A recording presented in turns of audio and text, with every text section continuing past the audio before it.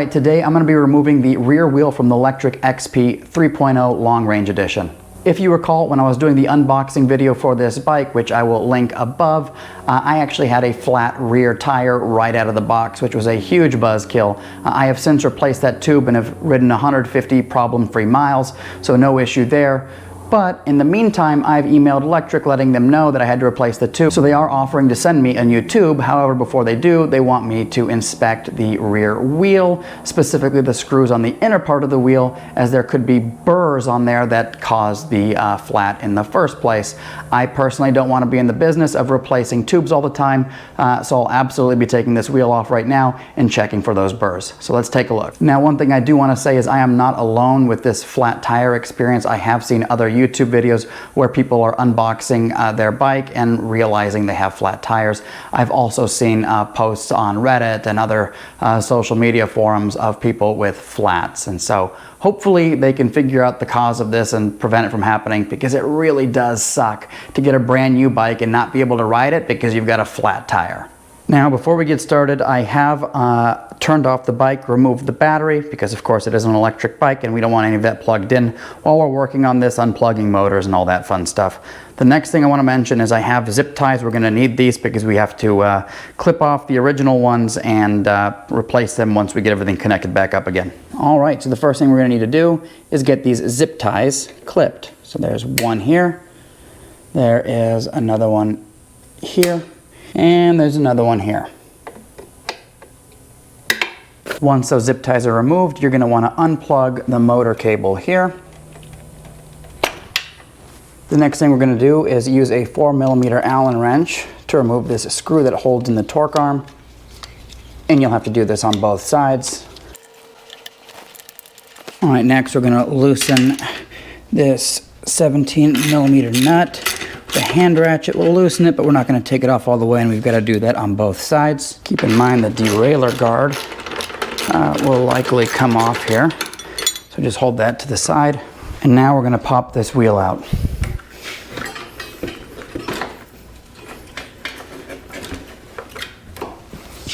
Nice and simple. Now I'm going to go ahead and let the air out of this tire.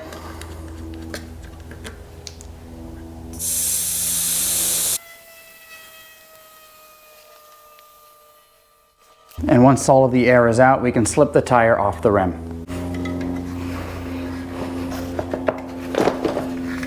And here we go. This is our rim, and this is the inside part that they want us to peel back this layer here to go look at the screws to make sure there's no burrs. Now, as I go through and look at this, I don't feel any burrs at all whatsoever. Through this material that they use to cover this up. Now, I've gone through this and there's no burrs, nothing is penetrating. You can actually lift this material back and take a look, and everything is smooth. So there's nothing on the inside of the rim that would have caused that flat. And, you know, looking at the old tube, I think it might have just been a defect in the tube. But guess what? I've got peace of mind. I don't have to worry about, you know, some hidden burr on my wheel potentially giving me a flat when I'm miles and miles away from home. All right, I'm going to go ahead and get this wheel back onto here.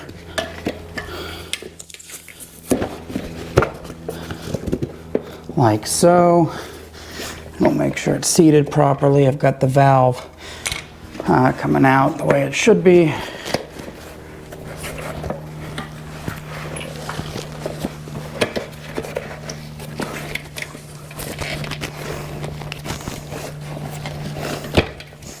All right, let's get some air in this tire. Now, before airing everything up and reinstalling the wheel, you want to make sure that the direction of the motor and the tread pattern match. So you can see here there's a little arrow on the actual motor. You can see the direction of the tread. You want to make sure you've got the correct direction of travel for when you reinstall this wheel. All right, I'm going to get a little bit of air into here. I have it set to 37, but we'll inflate it about halfway, and then we'll install the wheel assembly back onto the bike, and then we'll finish reinflating the tire.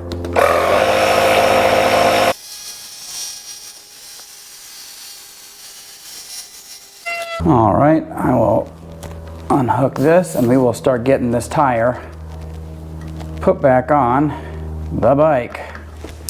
Now, one thing I want to call out is you want to make sure that the tire is seated on the rim correctly and that you don't have any areas where the tire is coming off of the rim. So this looks fantastic.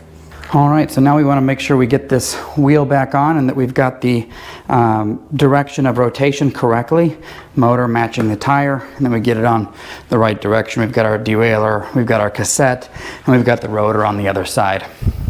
And now that we've got our wheel successfully installed on the frame, we can go ahead and add our derailleur guard back and tighten this down.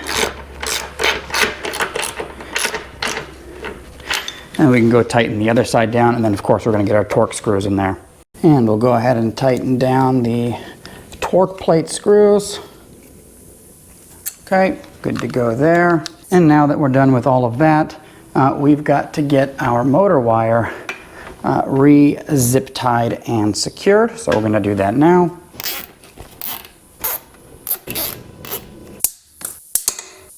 And now that the zip ties are secured, we're going to go ahead and plug the motor back in. There we go. And we're all set with that. Now we're going to go ahead and get this flipped back over. And of course, you're going to want to torque these down according to the manufacturer recommendation.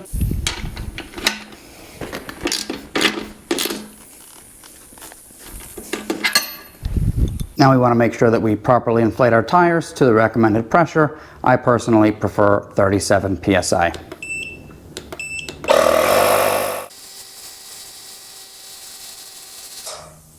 And while we're at it, we might as well make sure that the front tires are also at 37 psi.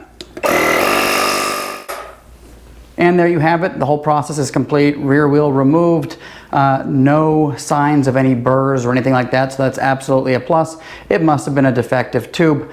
Absolute huge inconvenience nonetheless, but we got it done. I'm going to go ahead and email Lectric back and let them know that there's no burrs. I went through their process and it looks like they'll be shipping a new tube replacement out for me. One thing I also want to mention is Lectric also gave me the option to take this to a bike shop to have it done professionally, and they would reimburse me for the cost. Super awesome that they offered that. Not interested. I don't want to be driving around dropping things off. Busy schedule as it is, but thanks for the option. As always, thank you so much for tuning into Tom's Gadget Garage. I'll see you next time.